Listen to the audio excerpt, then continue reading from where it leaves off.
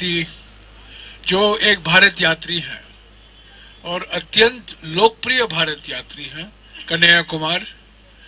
वो अभी अभी गुजरात से लौटे हैं और आपको जो चुनाव का अभियान था गुजरात में उसके बारे में कुछ बताएंगे और भारत जोड़ो यात्रा के बारे में भी कुछ सवाल होंगे आपके, आप कन्हैया जी से पूछ सकते हैं। मैं कन्हैया से गुजारिश करूंगा वो 10-15 मिनट के लिए आपको संबोधित करें। आप उसके बाद आपके सवाल होंगे और अंत में हम एक फिल्म रिलीज करने वाले हैं। हम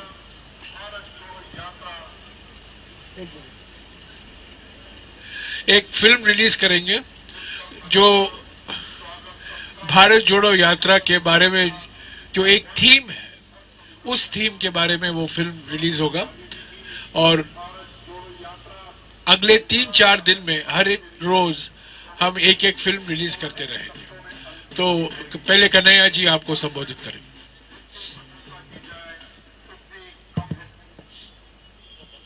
सबसे पहले हम भारत जोड़ो यात्रा की तरफ से सभी यात्रियों की तरफ से, भारत यात्री, अतिथि यात्री, इंटर स्टेट यात्री, सिविल सोसाइटी के लोग और ऐसे भी बहुत सारे व्यक्ति हैं जो इस यात्रा में चल रहे हैं, जिनके पास किसी कैटेगरी का कोई पास नहीं है, लेकिन हौसला है चलने का और एक उम्मीद उनको भारत जोड़ो यात्रा में दिखती है।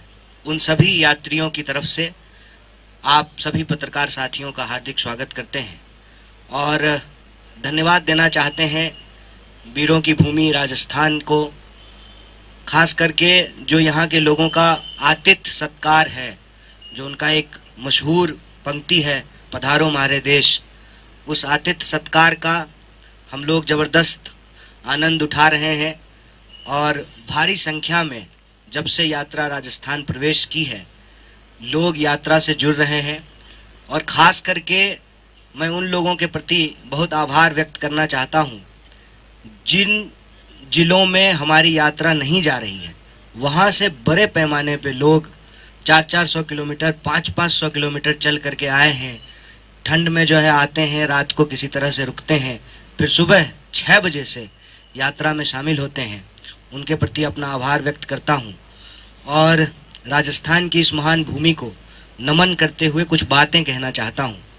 सबसे पहली बात तो ये कि आज डॉक्टर बाबा साहेब भीमराव अंबेडकर जी का महापरिनिर्वाण दिवस है और जब हम किसी व्यक्ति को, उसकी महानता को और उसके काम को याद करते हैं तो मेरी राय में उस व्यक्ति के जो विचार हैं, जो सिद्धांत हैं, उनको अपने जीवन में उतारना, यही उस व्यक्ति के लिए सही श्रद्धांजलि है। उनके विचारों को आगे बढ़ाना और यह जो भारत जोड़ो यात्रा है वो डॉक्टर बाबा साहब भीमराव अंबेडकर के विचारों से जुड़ा हुआ है, क्योंकि कहीं ना कहीं आपने सुना होगा, आपने यह बात नोट की होगी कि हम लोग कह रहे हैं कि इस देश में हिंदू मुसलमान की नहीं, संविधान की बात होगी। और हम संविधान की अगर बात करेंगे, जो हमारे संविधान की प्रस्तावना है, हम भारत के लोग भारत को एक प्रभुत्व संपन्न, समाजवादी, धर्मनिरपेक्ष, लोकतांत्रिक गणराज्य जब बोलते हैं, इसका मतलब होता है कि शीर्ष पर बैठे हुए व्यक्ति का चुनाव इस देश के आम लोगों के द्वारा होगा। और ये जो भावना है प्रस्तावना की, इसी भावना से यह भाव पैदा होता है कि हम इस देश को नफरत की आग में नहीं जलने देंगे। जब हम कहते हैं हम भारत के लोग, तो हम ये नहीं कहते हैं कि हम हिंदू, हम मुसलमान, हम सिख, हम ईसाई। हम भारत के लोग मतलब हम सभी भारतीय जो इस भूभाग पे पैदा हुए हैं, कन्याकुमारी से लेकर के कश्मीर तक, अरुणाचल से लेकर के गुजरात तक, इस भूभाग पे रहने वाले सारे लोग मिलजुल करके समानता के अधिकार के साथ अपने दायित्वों, कर्तव्यों और अधिकारों का इस्तेमाल करते हुए हम देश को बेहतर बनाएं। यह जो संविधान का भाव है, उस भाव को यह भारत जोड़ो यात्रा लेकर के चल रहा है।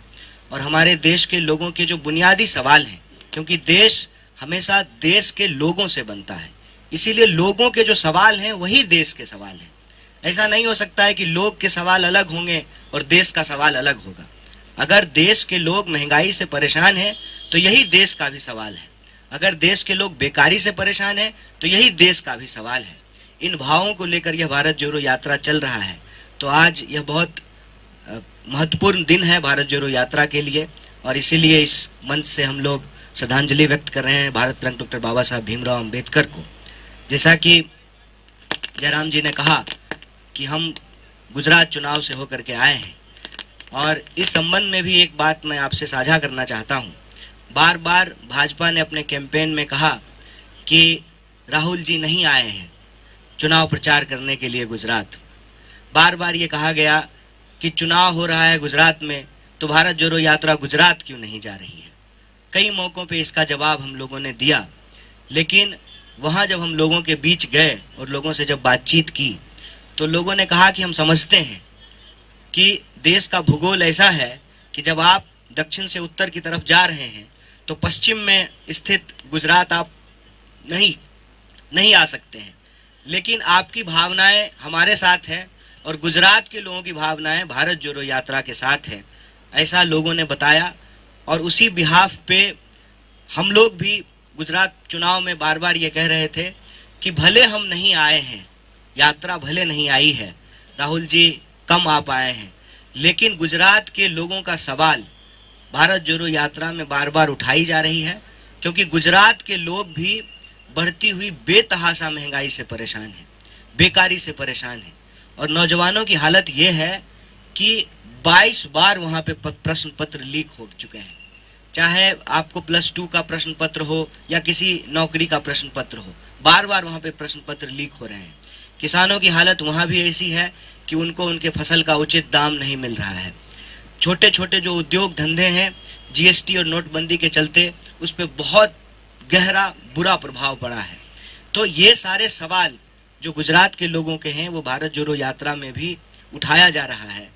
एक खास बात वहाँ के चुनाव को लेकर के जो मैं आप सबसे साझा करना चाहता हूँ, हमने गुजरात चुनाव में इस बार वो होते हुए देखा जो शायद इस देश के लोकतंत्र के इतिहास में कभी नहीं हुआ। हमने ये देखा कि जिनके ऊपर ये जिम्मेवारी है कि वो कानून और व्यवस्था की रक्षा करेंगे, वो खुलेआम चुनावी मंचों से गुंडागर्दी की भाषा बोल रहे थे, देश के लोगों को डराने की भाषा बोल रहे थे, गुजरात के लोगों को आपस में लड़ाने की भाषा बोल रहे थे। जो उनका जख्म है उसको कुरेद कर उसके ऊपर नमक छिड़कने का काम कर रहे थे, और ये बहुत दुखदाई था। और हमने ये भी देखा कि किस तरीके से संस्थाओं को पंगु बना दिया गया है। आप देखिए, मैं एक उदाहरण आपको देता हूँ कि जब भारत जोड़ो यात्रा में बच्चे आ रहे हैं, जुड़ रहे हैं, तो हमारे खिलाफ कंप्लेन किया गया। और आप गुजरात चुनाव को जब ध्यान से देखेंगे, प्रधानमंत्री स्वयं बैठ करके एक बच्चे से जो है चुनाव प्रचार करवा रहे थे। और मैंने अपनी आंखों से अहमदाबाद में रोड शो देखा माननीय प्रधानमंत्री जी का। उस रोड शो में स्कूल के बच्चे स्कूल का ड्रेस पहने हुए हैं, उसके साथ जो है उनके शिक्षक भी खड़े हैं। उनको ये कहा गया कि आपको भीड़ जुटाना है, आपको भीड़ लेकर के आनी है।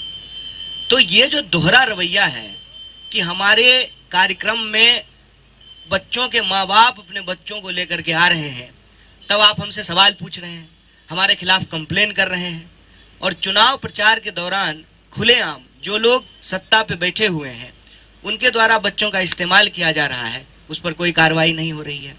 और जहाँ तक भाषा का सवाल है, बात का बतंगड़ बनाया गया हमारे अध्यक्ष जी की जो है बातों का। और आप भाजपा नेताओं की भाषा देखिए कि किस तरह का भाषा का इस्तेमाल किया गया। जब आप कहते हैं कि सबक सिखा देंगे, हमने सबक सिखा दिया, अब जो है कोई कर्फ्यू नहीं होता है, ये अपने आप में एक बहुत दुखद और चिंताजनक स्थिति है। अगर इस तरह से ही संस्थाएं काम करती रही तो ये देश के लिए एक गंभीर सवाल है कि हम लोकतंत्र को आगे कैसे लेकर के जाएंगे। क्योंकि लोकतंत्र को बचाने वाली जो संस्थाएं हैं वो इस तरीके से अगर काम करेगी तो फिर क्या होगा। आप देखिए, या तो आप ये नियम ही बना दीजिए कि चुनाव जिस दिन हो रहा है उस दिन भी प्रचार होगा, अन्यथा प्रधानमंत्री वोटिंग के दिन उनके जो है रोड शो में झंडे लेकर के लोग चल रहे हैं और वो जानबूझ करके रोड शो निकालते हैं ताकि मतदाताओं के मस्तिष्क पे जो है एक असर डाला जा सके। चुनाव प्रचार का एक तरीका बन गया है और इस पर जो है इसी कोई कार्रवाई नहीं करती है। और ये जो प्रक्रिया से संबंधित बातें मैं आपको बता रहा हूं, उससे ज्यादा चिंताजनक हालत ये है कि जब आम लोगों से बात कर रहे थे तो उन्होंने कहा कि हम बहुत खुश हैं कि इस देश में एक भारत जोड़ो यात्रा चल रही है जिसमें हमारे सवाल उठाए जा रहे हैं। रोजी रोटी, कपड़ा, मकान, शिक्षा, स्वास्थ्य, सड़क, बिजली, पानी के मुद्दे उठाए जा रहे हैं। भारत जोड़ो यात्रा में हम बार बार कह रहे हैं कि नफरत अगर फैलेगी, गुस्सा फैलेगा तो लोगों के जो असली सवाल हैं वो गुमराह हो जाएंगे और लोगों का असली सवाल है महंगाई और बेरोजगारी। उसी तरह से वहां के लोगों ने भी बताया कि देखिए हमारे राज्य में चुनाव हो रहा है और हमारे मुद्दों पर चर्चा ही नहीं हो रही है। कुपोषण के मामले में गुजरात की स्थिति अच्छी नहीं है और दुखद स्थिति यह है कि जिनका खुद का परफॉर्मेंस अच्छा नहीं है उन चीफ मिनिस्टर्स को गुजरात बुलाया गया है कि आप आकर के हमारे यहाँ कैंपेन कीजिए। आप ये बताइए कि अगर 27 साल में भाजपा ने वहां विकास किया है तो वो विकास दिखा करके क्यों नहीं वोट मांग रहे हैं? 50 से ज्यादा जो है एमएलए के टिकट काटे गए। इसका मतलब वो लोग ठीक से काम नहीं कर रहे थे। अगर ठीक से काम कर रहे थे तो फिर उनका टिकट क्यों काटा गया? चीफ मिनिस्टर्स ऐसे बदले जा रहे हैं जैसे कपड़े बदले जाते हैं। ये जो स्थिति थी उस पे लोगों ने गहरी चिंता व्यक्त की है। परिणाम कल परसों में आ जाएगा, लेकिन ये जो पूरा का पूरा वस्तु स्थिति है उस वस्तु स्थिति को भारत जोड़ो यात्रा बहुत गंभीरता से लेती है और हम संवैधानिक संस्थाओं को भी बचाएंगे, हम संविधान की भी रक्षा करेंगे और इस देश के लोगों को आपस में जोड़ कर रखते हुए, बार बार कहते हैं कि जमीन से जुड़ा हुआ है, देश जुड़ा हुआ है, लेकिन देश के लोगों से बनता है, इसलिए लोगों को भी जोड़ के रखना है। उनकी पहचान के आधार पर उनके साथ कोई भेदभाव नहीं होगा। इसके लिए भारत जोड़ो यात्रा कृत संकल्प है और लोगों के जो बुनियादी सवाल हैं, महंगाई का सवाल, बेकारी का सवाल, टूटती हुई अर्थव्यवस्था का सवाल और इस देश के अंदर जो आम लोगों की सुरक्षा है, उन सुरक्षा के सवालों को भारत जोड़ो यात्रा अपनी यात्रा के दौरान लोगों से बातचीत करते हुए, लोगों की राय लेते हुए, अपनी ना सुनाते हुए, लोगों की सुनते हुए आगे बढ़ रहा है। और मुझे पूरा भरोसा है कि जितने तरह का एप्रीहेंशंस लोग पहले उठा रहे थे जब हम विंध्याचल के उस तरफ थे, अब हम विंध्याचल के इस तरफ आ गए हैं, वो सारे एप्रीहेंशंस टूट रहे हैं। कई सारे पत्रकार साथी यहाँ हैं जो पूछते थे कि नॉर्थ में क्या होगा। हम बार बार कहते थे जब साउथ में अच्छा है ना तो नॉर्थ में भी अच्छा ही होगा, क्योंकि हम साउथ और नॉर्थ को जोड़ने के लिए निकले हैं। जब आपकी भावना पवित्र होती है, जब आपका भाव पवित्र होता है तो आपके साथ जो है परिणाम भी पवित्र होते हैं, सुंदर होते हैं। और उसी सुंदर परिणाम को लेकर के हम लोग आगे बढ़ रहे हैं। और जो कुछ देख करके कई बार आप लोग अगर विचलित होते हैं तो मैं आपको बतौर भारत यात्री और भारत जोड़ो यात्रा के बिहाफ पे एक बात कह देता हूं कि हम लोग विचलित नहीं होते हैं। जैसे कल एक क्लिप जो है वो बहुत घूम रहा था कि कुछ नौजवान अपनी छत पे खड़ा होकर के मोदी मोदी कह रहे थे। हम बिल्कुल चिंतित नहीं हैं, हम स्वागत करते हैं उनका, वो कहें, क्योंकि हम जानते हैं वह दिन दूर नहीं है कि वो मोदी मोदी नहीं महंगाई महंगाई चिल्लाएंगे। हम लोग बिल्कुल चिंतित नहीं है, क्योंकि हम ये समझते हैं कि उनका जो नारा है ना, मोदी है तो मुमकिन है, ये असली बात नहीं है। असली बात ये है कि मोदी है तो महंगाई है। ये बात वो बोलेंगे, मोदी मोदी की जगह जो है वो महंगाई महंगाई चिल्लाएंगे। हमको इस बात का भरोसा है और देश अपने सवालों को बहुत देर तक भुला के नहीं रख सकता है। और देश का सवाल रोजी रोटी का सवाल है, कपड़ा मकान का सवाल है। उन सवालों को लेकर के हम चल रहे हैं और हमारा यह संकल्प है कि हर हाल में हम देश को जोड़ करके रखेंगे, किसी भी स्थिति में जो है देश को बंटने नहीं देंगे। आप सब लोग धैर्य से हमारी बात को सुने। मंच पे उपस्थित अपने साथियों और आप सब लोगों को धन्यवाद कहता हूँ। बहुत बहुत शुक्रिया। एक एक करके आप कह रहे हैं कि गुजरात में जो बदलाव की स्थिति दिख रही है, मगर आज जो एग्जिट पोल है उसमें बीजेपी का बहुमत बताया गया है। देखिए, मैंने ये नहीं कहा कि जो है बहुमत बीजेपी का नहीं आएगा। और ये भी नहीं कहा कि बहुमत हमारा आ रहा है। हमने गुजरात चुनाव के अंदर जो भारत जोड़ो यात्रा की भावना थी वो कैसे गुजरात चुनाव से जुड़ी हुई थी, गुजरात के लोगों की भावना भारत जोड़ो यात्रा से कैसे जुड़ी हुई थी ये बताया। और दूसरी बात कि चुनाव के दौरान हमने क्या ऑब्जर्व किया, हमने ये ऑब्जर्व किया कि हमारी लोकतांत्रिक संस्थाओं को पंगु बनाया जा रहा है और गुजरात के आम लोगों के सवाल को चुनावी चर्चा से गायब कर दिया गया है। हमने कहा कि 22 बार प्रश्न पत्र लीक हुए और मोरबी में जो है पुल गिरा, घड़ी बनाने वाली कंपनी को पुल बनाने का ठेका दिया गया, चौकीदार को जेल में डाल दिया गया और चोर को भगा दिया गया। ये सवाल राजनीतिक विमर्श से गायब कर दिए गए। हमने ये बात कही, अगर आप जीतने को ही मानते हैं कि हर चीज का आधार है और कोई अगर चुनाव जीत गया है तो वह पूरी तरह से सही है, तो मैं समझता हूं कि ये सही और गलत का देखने का सही नजरिया नहीं है। कई बार गलत करते हुए भी लोग जीत जाते हैं, लेकिन अंततः जो है ना सही पे आना पड़ता है। और चुनाव के अंक गणितीय परिणाम क्या होंगे मैं उस पे नहीं जा रहा हूं, लेकिन जो भावनात्मक वस्तु स्थिति है और जो संवैधानिक स्थिति है मैं उस पे चर्चा कर रहा था। एक मिनट। एग्जिट पोल की एग्जिट होने का समय आ चुका है। 2018 के मैं आपको याद दिलाना चाहता हूं, 2018 में मध्य प्रदेश, छत्तीसगढ़ और राजस्थान के बारे में एग्जिट पोल क्या कहे थे। तो ये एग्जिट पोल के आधार पर जो आप सवाल उठा रहे हैं ये उचित नहीं है। ये एग्जिट पोल है और हम जानते हैं कैसे ये किए जाते हैं, किनके प्रभाव से किए जाते हैं और क्यों कराया जाता है। तो एग्जिट पोल के आधार पर यह कहना कि बीजेपी को भारी बहुमत मिल रही है, मैं समझता हूं, मैं इन एग्जिट पोल पर कुछ विश्वास नहीं रखता हूं।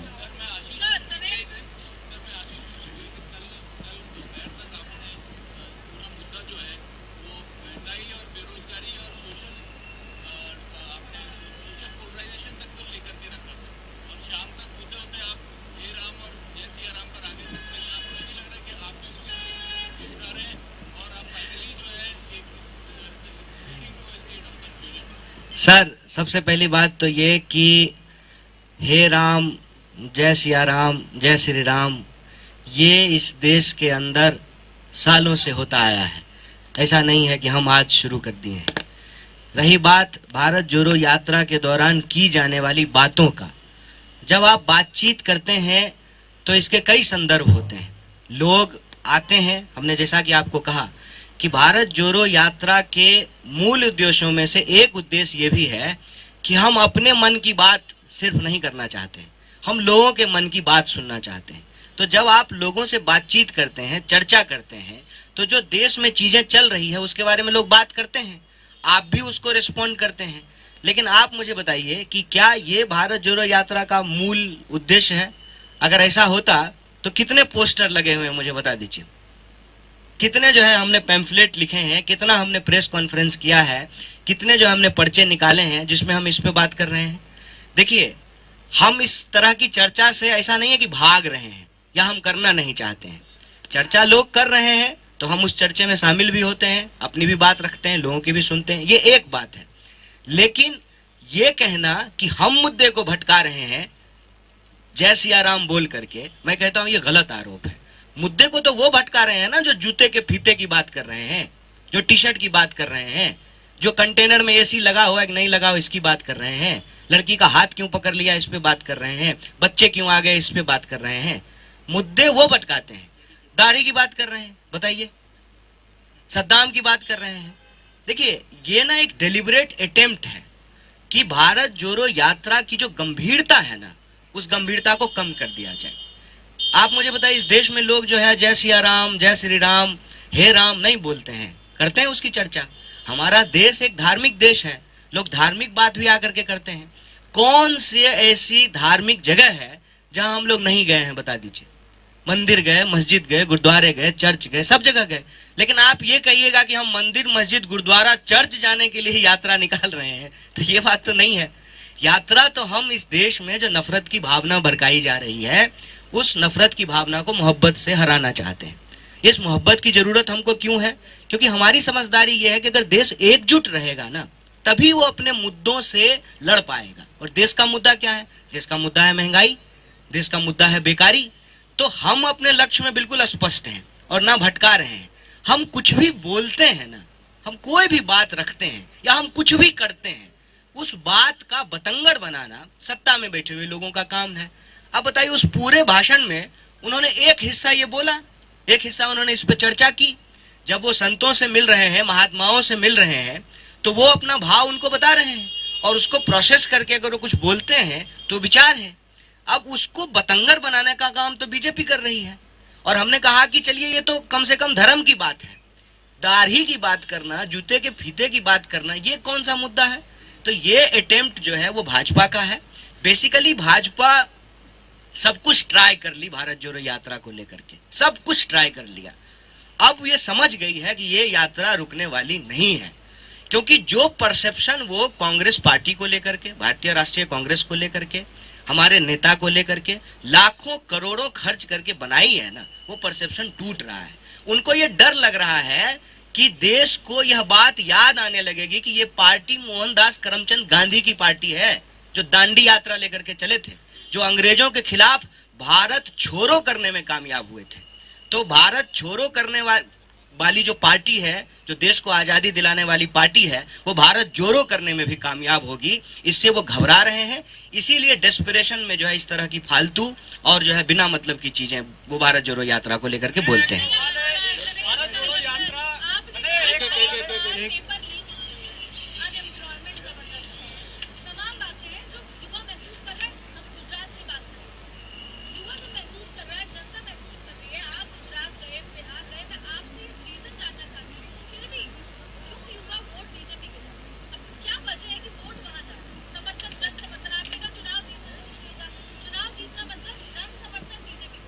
एक बात बताइए मैडम, 40% वोट आया था कांग्रेस को, वो वोट नहीं है? बताइए। मैं उस जगह पे नहीं जाना चाहता हूं जिस जगह पे जाने से बहस कहीं और चली जाएगी, लेकिन इसका यह मतलब नहीं है कि हमको आता नहीं है। हमारे देश के इलेक्टोरल सिस्टम में first pass the post system है। 60% वोट जो है वो अगेंस्ट में जाता है, 40% में जो है सरकार बनती है। तो आप कह रहे हैं 40% वोट जो है वो इस बात की गारंटी है कि सब कुछ सही है, और 60% वोट जो है इस बात की गारंटी नहीं है कि कुछ गलत है। 40% वोट आया था ना कांग्रेस को 2017 में। सरकार, एक मिनट अब सुन लीजिए, सरकार हमारी नहीं बनी, तो क्या 40% लोग जो है वो सरकार से नाराज नहीं थे? और एक बात बताइए, 31% वोट लेकर के इतना ह्यूज मेजोरिटी से सरकार बनी हुई है, तो बाकी जो 69% लोग हैं उनका कोई मतलब नहीं है। देखिए, हम ना इस देश में पॉलिटिकल डिस्कोर्स को इलेक्टोरल विक्ट्री पे रिड्यूस ना करें। इसका खतरा ये होगा कि फिर क्या मतलब है, क्या मतलब है मीडिया का, क्या मतलब है अपोजिशन का, क्या मतलब है पार्लियामेंट्री कमिटीज का, क्या मतलब है प्रेशर ग्रुप का, क्या मतलब है सिविल सोसाइटी का। ये बात हमारी जुबान पे डाल दी गई है। We have to be very careful. जब आप महंगाई की बात कीजिएगा तो कह देगा हम चुनाव क्यों जीत रहे हैं। जब आप बेकारी की बात कीजिएगा तो हम चुनाव क्यों जीत रहे हैं। अरे चुनाव आप जीत रहे हैं, ठीक बात है, लेकिन आप जो है बिल्किस बानो के बलात्कारी को संस्कारी कहिएगा, ये सही है? ये सही है? तो जो चुनाव जीते हैं वो जाएं और अपनी ही बेटी से पूछें कि हमने बलात्कारी को संस्कारी बोल करके आया है, ये सही है? सही को सही, सही गलत को गलत कहना पड़ेगा। चुनाव जीतना हारना एक प्रोसेस है, एक प्रक्रिया है, उससे सारी चीजें सही हो जाती है। ऐसा तो नहीं है फिर तो जहां हम चुनाव जीते हुए हैं वहां हमारी कोई गलती ही नहीं है। हम भी तो 2 राज्य में सरकार चला रहे हैं, सरकार कुछ तो गलती कर रही होगी, कुछ तो गलती हो रही होगी उनसे।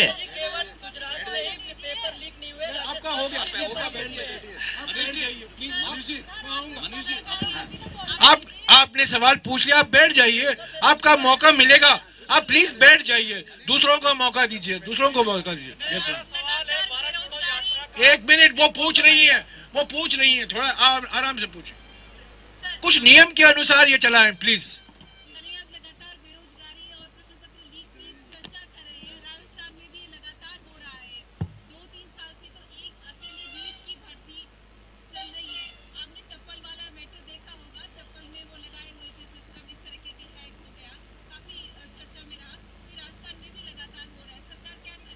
देखिए, एक तो हमने ठीक पहले अभी कहा, ठीक पहले कहा उनको कि इस चुनाव हम जीत गए हैं, हम सरकार बना लिए हैं, तो क्या हमसे गलती नहीं होगी? हमने अभी कहा ना इस बात को। देखिए एक बात समझिए, हम लोग भारत जोड़ो यात्रा में इस देश के भीतर उन नैतिकताओं को पुनर्स्थापित करने की कोशिश करते हैं जिससे हमारा देश बनता है। और वो नैतिकता ये है कि अगर गलती हमारी भी है ना तो हम मानेंगे, माफी मांग लेने में कोई बुराई नहीं होती है। गलती हम स्वीकार नहीं करेंगे तो उसको ठीक कैसे करेंगे? देखिए मैं आ रहा हूं, मैं आपके ही सवाल का जवाब दे रहा हूं। आप डेस्परेट मत होइए, मैं बार बार कह, ना मैं टिपिकल लीडर हूं ना आप टिपिकल पत्रकार होइए, क्योंकि ये टिपिकल लीडर और पत्रकार जी हमको यहाँ पहुंचा करके खड़ा कर दिए हैं। मैं आपके सवाल का जवाब दे रहा हूँ। गलतियां अगर हुई है या हो रही है उसको डिफेंड नहीं करेंगे, उसको मानेंगे। एक बात एकदम दिमाग में डाल लीजिए। और दूसरी बात कि हम उस स्थिति में नहीं हैं और ना हम रहना चाहते हैं कि हमसे अगर कोई गलती होगी तो उसको ठीक नहीं करेंगे, हमको ठीक करना पड़ेगा। मैं गुजरात चुनाव गया और ये दो बात मैं बार बार बोल रहा था कि ओल्ड पेंशन स्कीम जो है वो राजस्थान में लागू हुआ ना, जो संविदा कर्मी थे उनको परमानेंट किया गया ना। मैं सरकार का प्रवक्ता नहीं हूं, लेकिन अगर मैं होता ना सरकार का प्रवक्ता तो मैं आपको सीधे जवाब दे देता कि प्रश्न पत्र लीक करने वाले लोगों के ऊपर कार्रवाई होगी और बेरोजगारी का जो महंगाई का सवाल है उस पर सरकार जो है उत्तरदायित्व से काम करेगा। मैं हूं नहीं, जब आएंगे तो पूछ लीजिएगा, लेकिन मैं अपने आत्मविश्वास से कम भारत जोड़ो यात्रा ने जो हमको ये आत्मविश्वास दिया है, और एक भारत यात्री होने के नाते मैं इतना आपको जरूर कह सकता हूँ, प्रवक्ता होंगे उनसे पूछ लीजिएगा, बाकी सीनियर लीडर है वो जवाब दे देंगे, लेकिन गलत को हम लोग डिफेंड नहीं करेंगे। रुकिए मनीष जी, मनीष एबीपी।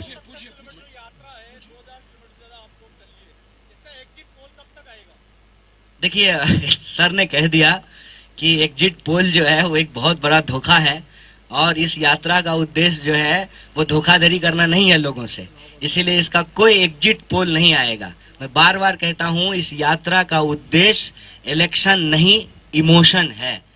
हम इमोशन को जोड़ने के लिए चले हैं। इलेक्शन अपने आप उसका अगर प्रोसेस ठीक रहेगा, उसकी प्रक्रियाएं ठीक रहेगी, संस्थाएं ठीक से काम करती रहेगी तो इलेक्टोरल रिजल्ट भी उसके अपने आप आ जाएंगे। मनीष जी,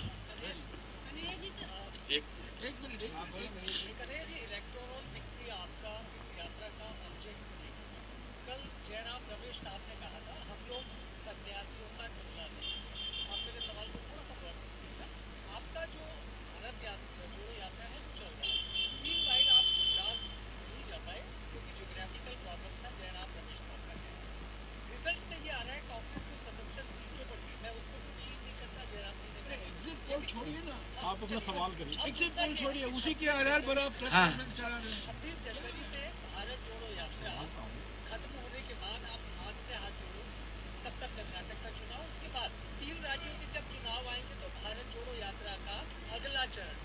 तो फिर कांग्रेस अपने आप को खुद सन्यासियों का टोला साबित करने में क्यों छुपी है? देखिए एक बात तो ये है कि हम जो बोल रहे हैं और जयराम जी जो बोल रहे हैं इसमें कोई अंतर विरोध नहीं है। आपने जो सवाल पूछा ना उसको बड़ी खूबसूरती से जो है पॉलिटिकल को इलेक्टोरल बना दिए। आप बताइए पॉलिटिकल होने का मतलब सिर्फ इलेक्टोरल होना होता है? मैं एक सवाल एक मिनट जवाब के सारे सवाल का जवाब दूंगा। गांधी पॉलिटिकल थे कि नहीं थे? गांधी ने कितने चुनाव लड़े? तो क्या उसका मतलब पॉलिटिकल नहीं है? मैं यही कह रहा हूं कि पॉलिटिक्स का एक एस्पेक्ट है इलेक्शन, एक एस्पेक्ट है। पॉलिटिक्स को अगर आप ओवरऑल देखेंगे तो उसमें और भी दूसरी चीजें हैं। अगर सिर्फ हम इलेक्शन पे ही सारी डिस्कोर्स को अगर रिड्यूस कर देंगे तो डेमोक्रेसी अपने आप में जो है ना प्रोसीजरल बन करके रह जाएगी। और डेमोक्रेसी जो है सिर्फ प्रोसीजरल नहीं होता है, पार्टिसिपेटरी होता है। और पार्टिसिपेटरी जब होता है डेमोक्रेसी तो उसमें वो सब लोग भी इंपॉर्टेंट है ना जिनकी इलेक्टोरल विक्ट्री नहीं होती है, उनकी भी आवाज इंपॉर्टेंट है जिनके पास कोई मेजोरिटी नहीं है। ये हमको समझना पड़ेगा। हमने कभी नहीं कहा कि ये यात्रा पॉलिटिकल नहीं है।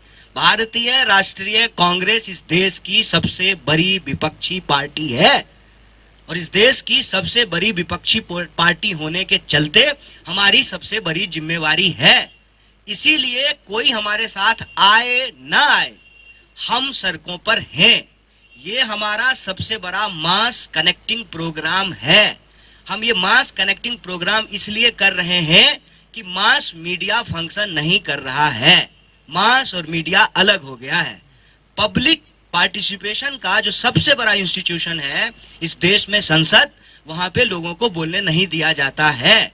टीवी स्टूडियो के डिबेट में महंगाई का मुद्दा गायब है। 100 डिबेट होते हैं तो एक डिबेट जो है लोगों के इश्यूज पे होते हैं, 99 डिबेट जो है वो हिंदू मुसलमान पर होता है। ये सिचुएशन को एसेस करने के बाद it is the basic understanding कि आपको बुनियादी तरीकों पर लौटना पड़ता है। और बुनियादी तरीका ये है कि अंग्रेज के जमाने में भी जब कुछ समझ में नहीं आता था ना, तो लोग यात्रा पे निकलते थे। लोग की समस्याओं को आप नजदीक से समझ पाते हैं और लोग आपको नजदीक से समझ पाते हैं। सरकार आपके द्वार आए ना आए, विपक्ष आपके द्वार जरूर आ गई है। बिल्कुल स्पष्ट उद्देश्य है, कभी नहीं कह रहे हैं कि इसका राजनीतिक उद्देश्य नहीं, इलेक्टोरल नहीं है, सिर्फ ये बात को हमको मिक्स नहीं करना चाहिए। और राजनीतिक भी है। इसके साथ साथ एक बात और मैं कह देता हूं, भारतीय राष्ट्रीय कांग्रेस एक पार्टी है और इसका एक राजनीतिक उद्देश्य है, इसके साथ साथ इसका उद्देश्य सामाजिक है, इसका उद्देश्य जो है आर्थिक है, इसका उद्देश्य सांस्कृतिक है। और ये सारी चीजें जो है आपको इस यात्रा के अंदर रिफ्लेक्ट होता हुआ दिखेगा। अभी पीछे जो है हम लोग मध्य प्रदेश की जो है लोक परंपराओं और संस्कृतियों से जो है इंटरेक्ट कर रहे थे, अब राजस्थान की लोक संस्कृति और परंपराओं से इंटरेक्ट करेंगे। तो ये राजनीतिक नहीं है, ये सांस्कृतिक भी है। आपकी जो पार्टी के जो लोग हैं, बड़े बड़े जो कड़े जो निर्णय हैं वो लेने में इतने असक्षम क्यों नजर आ रहे हैं? नहीं, मुझे तो ऐसा नहीं लगता है। नहीं सर, आपके राजस्थान में देख लीजिए ना, आपकी कांग्रेस पार्टी के जो बड़े बड़े नेता है, सीएम साहब से लेकर जो मंत्री वगैरह है, इतने दिनों से कितनी सारी आपस की जो इनके दूरियां बढ़ चुकी है, कितना वो, तो इसमें क्या करा आपने? किसके बीच में? हमारे नेताओं? मुख्यमंत्री जी के बीच में देखिए, आपके सचिन के बीच में देखिए, कितना सारा अभी हो चुका है। और इस बात अब दिल्ली तक भी पहुंची है बात। अच्छा, तो ये ऐसे क्यों आपकी पार्टी में इतनी फूट क्यों नजर है सर? देखिए एक तो क्या होता है ना कि जब आप एक राजनीतिक दल में होते हैं, जब कई बर्तन साथ में होते हैं तो थोड़े से खनकते हैं आपस में। घर में भी होता है, घर में भी होता है। तो कोई बात नहीं, ठीक हो जाएगा। नहीं, ठीक हो जाएगा, होता है, ठीक। Harsha Kumari ji, NDTV.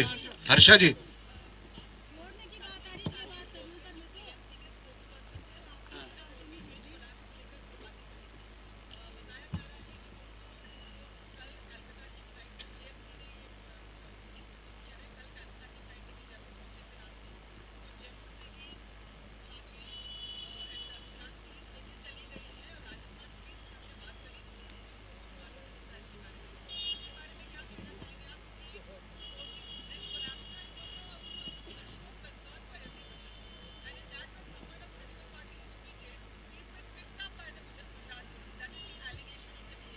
See, this is the modus operandi, na?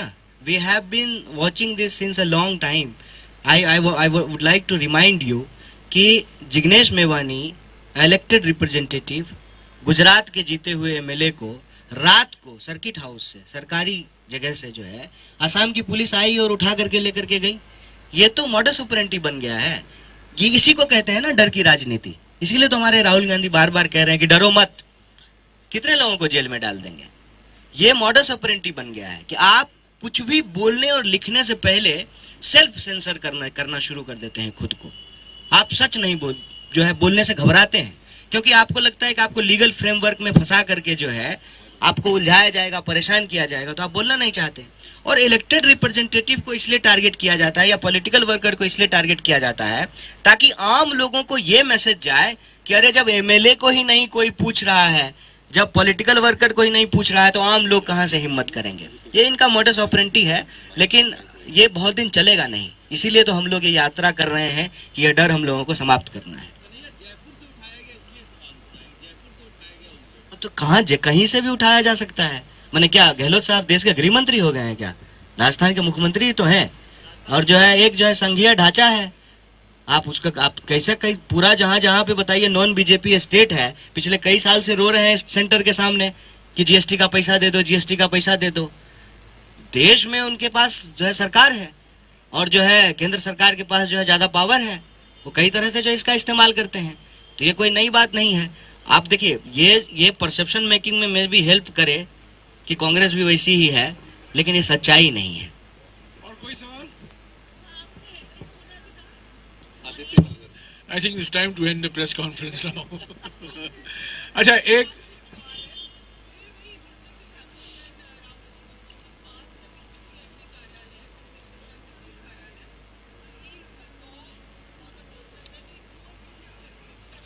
मैं था नहीं, तो कन्हैया जी थे. मैं था नहीं, मैं आगे था. पर वो उनका स्टाइल है. जेडीएस के एक एमएलए आए थे कर्नाटक में, उनका स्वागत किया गया.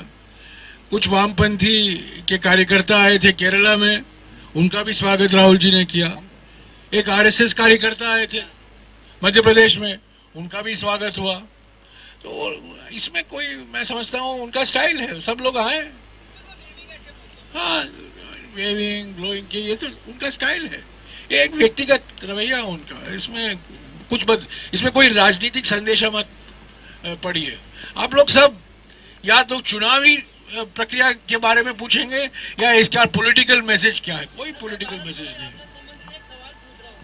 अभी तक जहाँ से आपने यात्रा शुरू करी, सारे स्टेट्स में नॉन कांग्रेस की गवर्नमेंट रही है. हाँ. राजस्थान में कांग्रेस की सरकार है.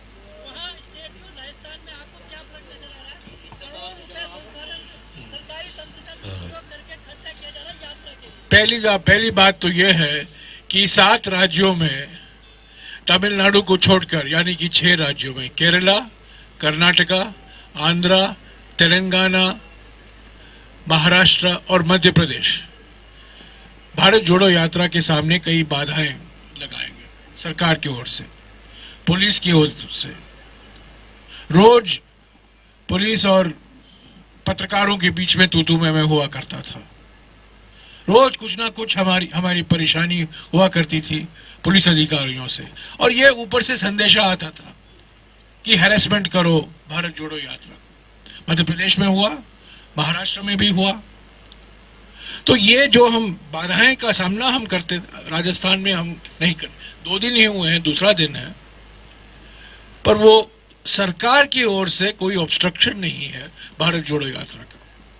दूसरी बात, मैंने कल कहा कि महाराष्ट्र के बाद और मध्य प्रदेश के बाद सड़कों पर चलना खतरनाक नहीं है. कल 2 दिन से हम ऐसे सड़कों पर चल रहे हैं जहां हम चल सकते हैं. और आज सुबह हम 14 किलोमीटर चले हैं, उसमें से 7 किलोमीटर रिजर्व फॉरेस्ट से गुजरे हैं. और वहां भी सड़क अच्छे थे. ये महाराष्ट्र और मध्य प्रदेश में हमें देखने को नहीं मिला था. तीसरी बात, और ये उन राज्यों के पक्ष में है कि हम सरकार में नहीं है उन राज्यों में, पर उसके बावजूद कांग्रेस कार्यकर्ता सक्रिय थे, उसके बावजूद कांग्रेस कार्यकर्ता में उत्साह थी. यहां भी है. पर जहां, मैं महाराष्ट्र का मिसाल लेना चाहता हूं. महाराष्ट्र में हम नंबर 4 पोजीशन में हैं, 4थे नंबर पर हैं हम. अगर आप वोट शेयर या सीट के आधार पर देखें तो हम 4थे नंबर पर हैं. पर 4थे नंबर होने के बावजूद महाराष्ट्र में, कन्हैया जी भी इसको समर्थन देंगे, जो उत्साह हमें देखने को मिला कांग्रेस पार्टी संगठन में और कांग्रेस कार्यकर्ताओं में, खास तौर से युवा कार्यकर्ताओं में, मैं समझता हूं वो हमें पहले कभी नहीं देखा था.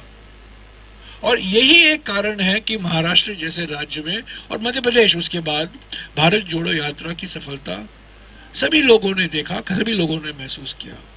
राजस्थान में हमारी सरकार है, पर हमारे कार्यकर्ता आ रहे हैं, संगठन मोबिलाइज कर रहा है. और कल शाम को जब हम झालावाड़ पहुंचे, कल शाम को करीब 12 किलोमीटर का स्ट्रेच था, मैं विश्वास के साथ कह सकता हूं कि 89 दिनों में हमने इतना भारी मोबिलाइजेशन नहीं देखा जनता का जितना कि हम कल देखे थे.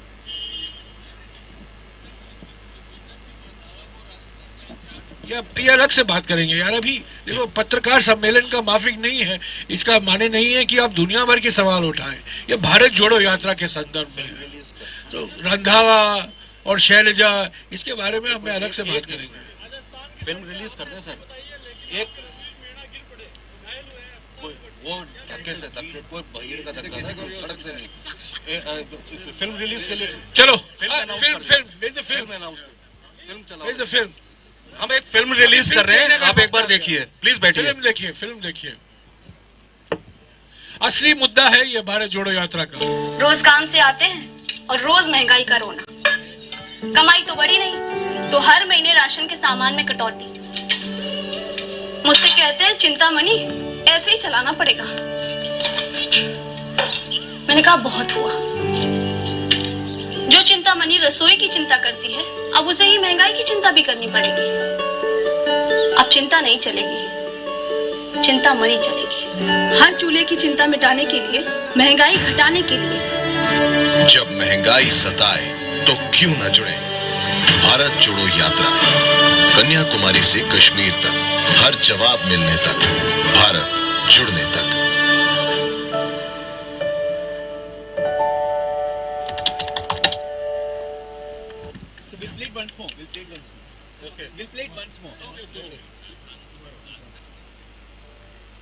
रोज काम से आते हैं और रोज महंगाई का रोना। कमाई तो बढ़ी नहीं तो हर महीने राशन के सामान में कटौती। मुझसे कहते हैं चिंता मनी ऐसे ही चलाना पड़ेगा। मैंने कहा बहुत हुआ। जो चिंता मनी रसोई की चिंता करती है अब उसे ही महंगाई की चिंता भी करनी पड़ेगी। अब चिंता नहीं चलेगी, चिंता मनी चलेगी। हर चूल्हे की चिंता मिटाने के लिए, महंगाई घटाने के लिए। जब महंगाई सताए तो क्यों न जुड़े भारत जोड़ो यात्रा।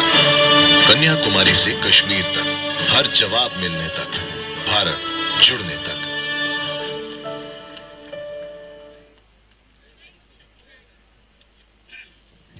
और भी फिल्म है। Are we releasing one tomorrow? After 2-3 days. शुक्रिया। Huh? Yeah, are we going to send it to everybody? We have a WhatsApp group or something. Yeah, we will send it to everybody. ये महंगाई पर एक है, बेरोजगारी पर एक है, जीएसटी पर एक है और जो आर्थिक मुद्दे हैं उसके ऊपर।